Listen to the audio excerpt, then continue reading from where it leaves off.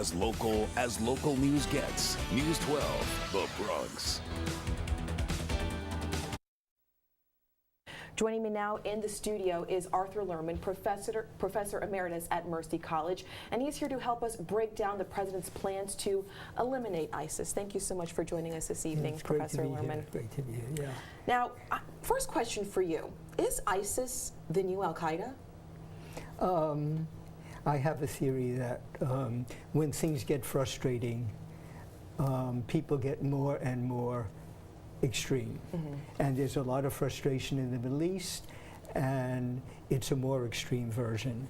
It actually began with Al-Qaeda people, but I think of the French Revolution when things got more and more extreme.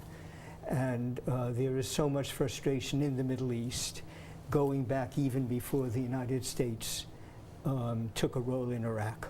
Knowing the history of the United States in Iraq, history in Syria, what do you believe is the United States' responsibility in these two countries, in Syria and Iraq? Well, there are two basic responsibilities, I think. One is that we were part of the West, and the West, among other things, pushed back Islam. This goes way back to the 1500s, when Islam was on the rise, and the West began to push it back, and many people from the Islamic community have never understood what happened and were tremendously frustrated since they were convinced they were the wave of the future. That goes back to 1500. But the real, I think, harm came, or demonstration came, with the imperialism of the Europeans, who carved up the Middle East, and that, you know, after World War I, and of course we're very heavy into imperialism before World War I, also increased frustration. Then, okay, so that's just because the United States is actually part of the Western world. Right. And indeed, we had a much less role until after World War II, than the British and the French and other powers which were carving up the Middle East. We really took a major role in the Iraq War, the first Iraq War with George H. Bush, the second Iraq War with George W. Bush, and remember the reporter throwing the shoe. Right. One could say that, hey, wait a minute, we took out a terrible dictator and we gave you freedom, but of course the society was destroyed, so many people were killed, and so that is, again, people would attack us and say, look what you did to our country. You said you did good, but like an elephant in a bull in a china shop? Right. You destroyed a great deal. Well, in the president's plan that he just outlined, one major component, it seems, is that he wants to rehabilitate those victims of ISIS who have been hurt in this situation. That seems to be one of the main prongs of his plan here. When you consider the points of the president's plan, what do you think is feasible? What do you think will work? What are you not so sure of as far as his plan in targeting ISIS and taking them down? Okay, the real thing is that we can be very efficient in what we do. However, we have to depend on so many other people. One of the reasons we have this right now is that the Syrian government, which was never our ally, well, I don't want to say never our ally, but quite a brutal government under Assad, has caused its own people to rise up against it and given an area where ISIS could develop.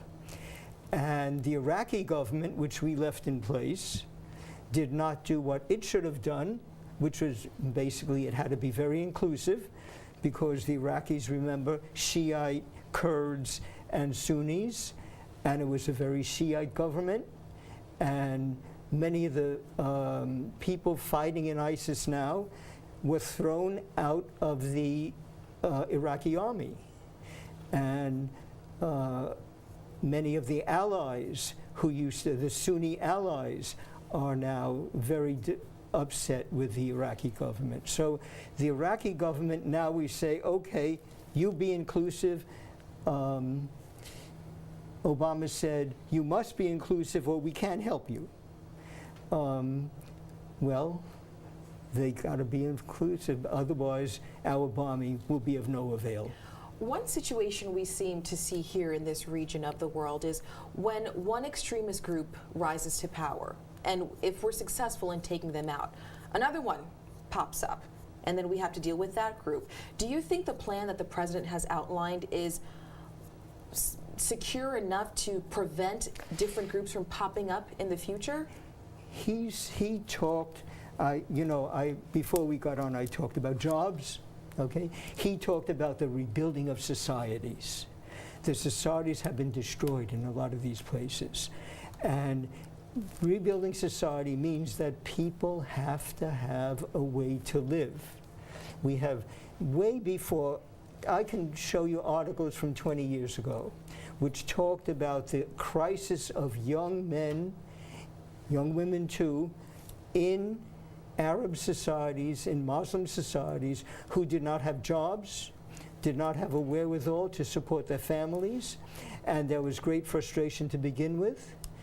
After that, we add all the destruction and all the fighting which has happened. It's worse now.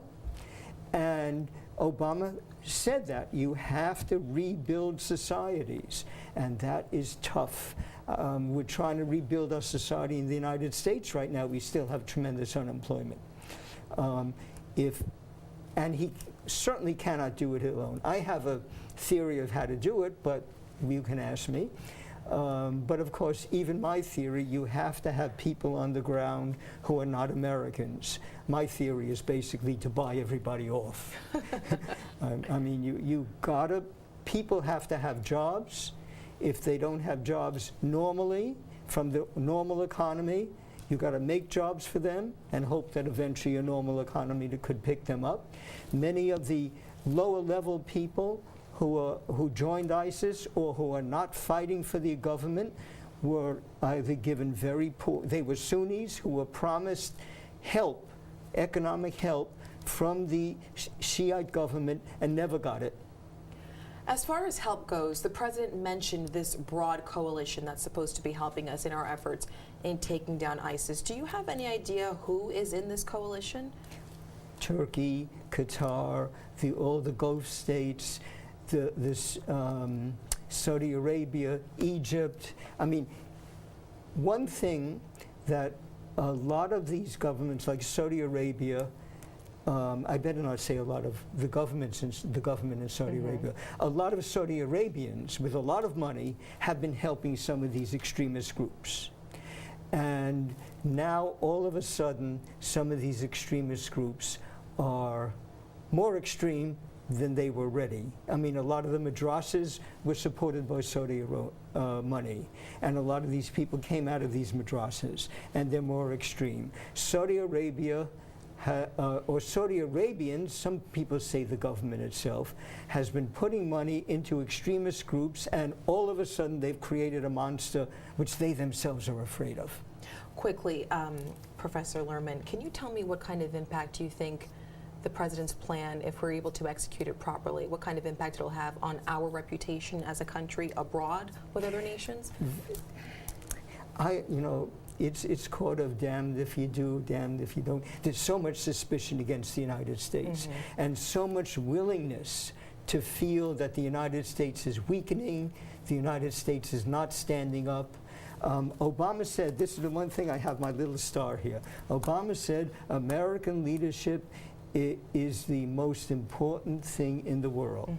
Now, some people say, well, why don't the Chinese take over? They have a lot of money, but they're certainly not ready to take over. And the European Union is really very happy if we take over, and they're not, of course, terribly united. I don't think Vladimir Putin is ready. If we don't have this leadership, I don't know, will things work itself out? He might be right. But even if we have leadership, there'll always be people who are complaining. Professor Arthur Lerman, thank you so much for joining us this evening and sharing your insights with us. Really appreciate it. That concludes this News 12 special report. I'm Alicia Laventure, and we now return to your hyperlocal headlines and weather.